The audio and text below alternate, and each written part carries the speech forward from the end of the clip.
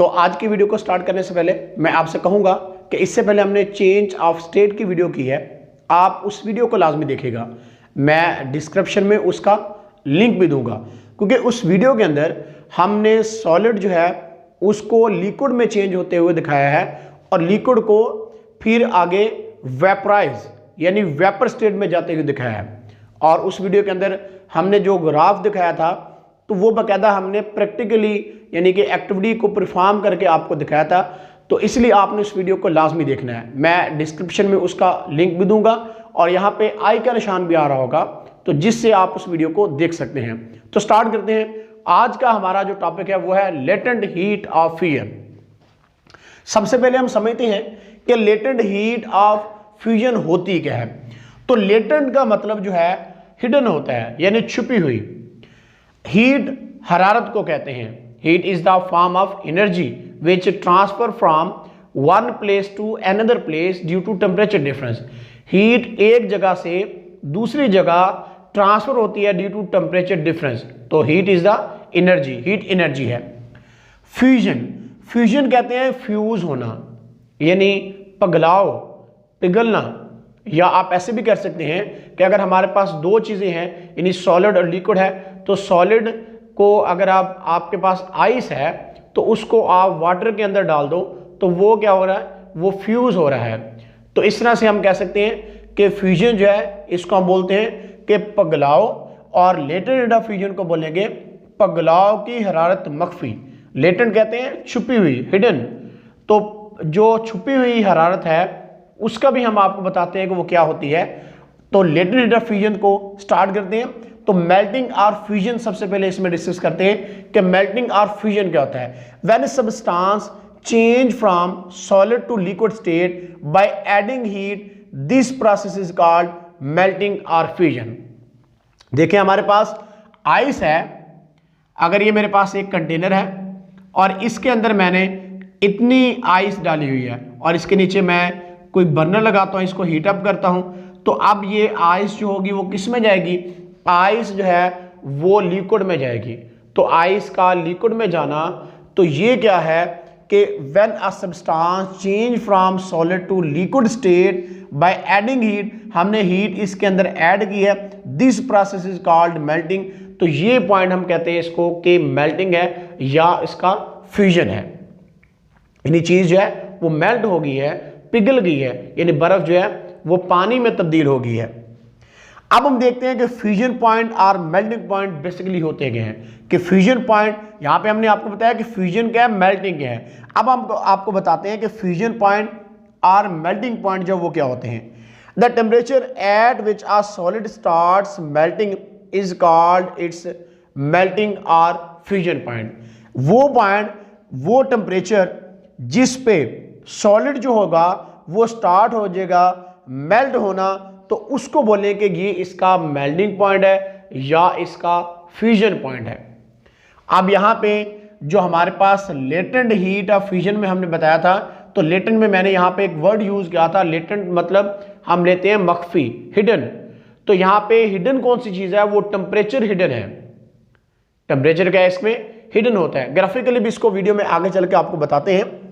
The temperature at which a solid start melting is called its melting point or fusion point। यानी वो उस point को, उस नुक्ते को हमने नोट करना है जिस पे सॉलिड जो होगी वो मेल्ट होना स्टार्ट हो जाएगी, और उसको बोलेंगे, उस टेम्परेचर को आप जिस पे वो मेल्ट होना सॉलिड से लिक्विड में जाना स्टार्ट हो जाएगी, उस पॉइंट को हम बोलेंगे कि ये इस सब्सटेंस का, ये इस चीज का क्या है, फ्यूजन पॉइंट है या इसका क्या है, मेल्टिंग पॉइंट है। अब यहां पे क्वेश्चन ये आता है कि सॉलिड जो है इसको हमने बोला कि सॉलिड जो है वो लिक्विड में चेंज होता है, तो क्या लिक्विड जो है वो भी सॉलिड में चेंज हो सकता है, यानी लिक्विड को भी हम सॉलिड में चेंज कर सकते हैं? तो कर सकते हैं। इसके बारे में वीडियो में आगे चल के मैं आपको बताता हूं। तो अब बात करते हैं फ्रीजिंग पॉइंट की। व्हेन लिक्विड इज कूल्ड, जब लिक्विड जो है उसको ठंडा किया जाता है, it changes into solid state. तो ये किस में जाएगा, पानी जो है इसको जब हम ठंडा करते हैं तो ये आइस स्टेट में जाता है, यानी बर्फ बनना स्टार्ट हो जाती है। तो when a liquid is cooled it's change into solid state, ये सॉलिड स्टेट में जाएगा। The temperature at which liquid change into solid state is called freezing point. वो टेम्परेचर आपने नोट करना है जिस टेम्परेचर पर, वो टेम्परेचर आपने नोट करना है जिस टेम्परेचर पर लिक्विड जो है वो सॉलिड में जाना स्टार्ट होगा। जिस पॉइंट पे लिक्विड जो है वो सॉलिड में जाएगा, वही पॉइंट जो होगा वो कहलाएगा फ्रीजिंग पॉइंट। वही पॉइंट इसका क्या कहलाएगा, वही उस चीज का पॉइंट जो है वो फ्रीजिंग पॉइंट जो है वो कहलाता है। अब वाटर जो है वो 0 सेल्सियस पे क्या करता है, वाटर 0 सेल्सियस पे ही फ्रीज होना स्टार्ट करता है, और इसी तरह से सॉलिड यानी आइस जो है वो 0 सेल्सियस पे ही मेल्ट होना स्टार्ट करती है। बड़ी अहम बात यहां पे जो जानने वाली है वो ये है, different substance have different melting point. Different substance जो हैं उनके मेल्टिंग पॉइंट जो होते हैं डिफरेंट होते हैं, यानी मुख्तलिफ सब्सटेंस जो होते हैं उनके मेल्टिंग पॉइंट यानी जिस पॉइंट पे वो मेल्ट होना स्टार्ट होती हैं चीजें, उनके वो मेल्टिंग पॉइंट डिफरेंट होते हैं। Freezing point of some substance is same as its melting point. Freezing point जो होता है वो कुछ सब्सटेंस का क्या रहता है, सेम रहता है एज इट्स मेल्टिंग पॉइंट की तरह। तो ये थे मेल्टिंग पॉइंट, और उसके बाद हमने आपको बताया कि फ्रीजिंग पॉइंट क्या होते हैं। मेल्टिंग पॉइंट और फ्रीजिंग पॉइंट का आपको समझ आ गया होगा कि मेल्टिंग पॉइंट वो पॉइंट होता है, वो टेम्परेचर होता है जिस पे सॉलिड जो है वो मेल्ट होना स्टार्ट करती है, वो उसका कहलाता है मेल्टिंग पॉइंट या फ्यूजन पॉइंट कहलाता है। इसी तरह से फ्रीजिंग पॉइंट क्या होता है, फ्रीजिंग पॉइंट एक ऐसा पॉइंट है जिस पे लिक्विड को जब ठंडा किया जाता है, लिक्विड कूल डाउन होता है, तो लिक्विड किस में जाता है, लिक्विड सॉलिड स्टेट में जाता है। तो जिस पॉइंट पे लिक्विड सॉलिड स्टेट में जाएगा वो पॉइंट उसका कहलाएगा फ्रीजिंग पॉइंट। तो अब बात करते हैं लेटेंट हीट ऑफ फ्यूजन की, क्योंकि लेटेंट हीट ऑफ फ्यूजन को पढ़ने से पहले बहुत जरूरी था कि हम आपको बताते हैं कि मेल्टिंग पॉइंट क्या होता है और फ्रीजिंग पॉइंट क्या होता है। इसलिए हमने पहले वीडियो में आपको मेल्टिंग पॉइंट का बताया और फिर उसके बाद फ्रीजिंग पॉइंट का बताया। तो अब लेटेंट हीट ऑफ फ्यूजन को डिफाइन करते हैं। तो heat energy required to change unit mass of a substance from solid to liquid state at its melting point without change in its temperature is called latent heat of fusion. Heat energy required to change unit mass of a substance, यानी एक unit mass जो हमारे पास हम कह रहे हैं, एक unit का मतलब एक ही है, एक मास यानी 1 किलोग्राम मास अगर आपके पास है of substance from solid to liquid, solid से आपने उसको किस में लेके जाना है, सॉलिड से लिक्विड में लेके जाना है, state at its melting point without change, आपने उसका मेल्टिंग पॉइंट जो है वो चेंज नहीं करना, इन its temperature is called latent heat of fusion. तो इसको कहते हैं लेटेंट हीट ऑफ फ्यूजन। अब जो वीडियो के स्टार्ट पे मैंने आपको बताया था कि सॉलिड लिक्विड में चेंज हो सकता है, तो क्या लिक्विड भी सॉलिड में चेंज हो सकता है? यस, लिक्विड भी जो है वो सॉलिड में चेंज हो सकता है, लेकिन यहां पे डेफिनेशन के अंदर फिर आपको क्या करना पड़ेगा, मेल्टिंग पॉइंट की जगह पे जब आपने ये चीज बतानी है कि लिक्विड सॉलिड में चेंज होता है, तो मेल्टिंग पॉइंट की जगह पे यहां पे आ जाएगा फ्रीजिंग पॉइंट, यानी heat energy required to change unit mass of a substance from solid to liquid जो है इसको हम लिखेंगे liquid to solid state at its freezing point without change in its temperature is called latent heat of. जैसे हमने बोला कि solid से लिक्विड में चेंज हो सकता है, इस तरह से लिक्विड से सॉलिड में भी चीज जा सकती है। तो अब यहां पे जरा ग्राफिकली आपको कुछ बताने की कोशिश करते हैं। जैसा कि वीडियो के स्टार्ट पे मैंने आपको कहा था कि आपने चेंज ऑफ स्टेट की वीडियो को लाजमी देखना है, मैं डिस्क्रिप्शन में उसका लिंक दूंगा, तो उस वीडियो को आपने लाजमी देखना है, क्योंकि उसके अंदर हमने एक्टिविटी परफॉर्म करके दिखाई है, बाकायदा टेम्परेचर वहां पे दिखाए हैं कि किस तरह से सॉलिड लिक्विड में चेंज होता है। तो अगर हमारे पास आइस है तो वो इनिशियल जो टेम्परेचर है मैं लिख देता हूँ -30 -20 है, और यहाँ पे 0 10 सो ऑन फिर आगे जाएगा। तो अब क्या है कि जब हम जो सॉलिड हमारे पास है यानी बर्फ़ हमारे पास आइस है, उसको टेम्परेचर हम उसका इंक्रीज़ करते हैं, तो वो टेम्परेचर क्या होगा, उसका टेम्परेचर इंक्रीज़ हो रहा है। तो अब जब 0 सेल्सियस पे जाएगा तो अब उसका टेम्परेचर क्या हो जाएगा, 0 सेल्सियस पे जाके उसका टेम्परेचर कांस्टेंट हो जाता है। यानी कि हमारे पास अगर आइस थी, आइस और वाटर का अगर हमारे पास मिक्सचर बनता जा रहा है, तो इसका टेम्परेचर 0 सेल्सियस पे जाके कांस्टेंट रहेगा। अब इसका टेम्परेचर मजीद इंक्रीज नहीं होने वाला, ये टेम्परेचर कांस्टेंट रहेगा। कब तक कांस्टेंट रहेगा? जब तक आइस जो है वो कंप्लीटली चेंज इनटू लिक्विड नहीं हो जाती, यानी जब तक आइस हमारे पास जो है वो मुकम्मल तौर पर वाटर में चेंज नहीं हो जाती, तो जब तक मुकम्मल तौर पर वाटर में चेंज नहीं हो जाएगी तो ये टेम्परेचर क्या रहेगा? 0 सेल्सियस ही रहेगा, यानी टेम्परेचर चेंज नहीं होगा। यही चीज हमने यहां पे बताई थी जब फ्यूजन पॉइंट या मेल्टिंग पॉइंट को डिफाइन किया था। The temperature at which a solid start melting is called it's fusion point और मेल्टिंग पॉइंट। जिस पॉइंट पे सॉलिड लिक्विड में जाना स्टार्ट होता है उसको बोलते हैं कि इसका मेल्टिंग पॉइंट है। तो आइस जो है वो 0 सेल्सियस पे क्या होना शुरू हो जाती है? 0 सेल्सियस पे ही मेल्ट होना स्टार्ट कर देती है।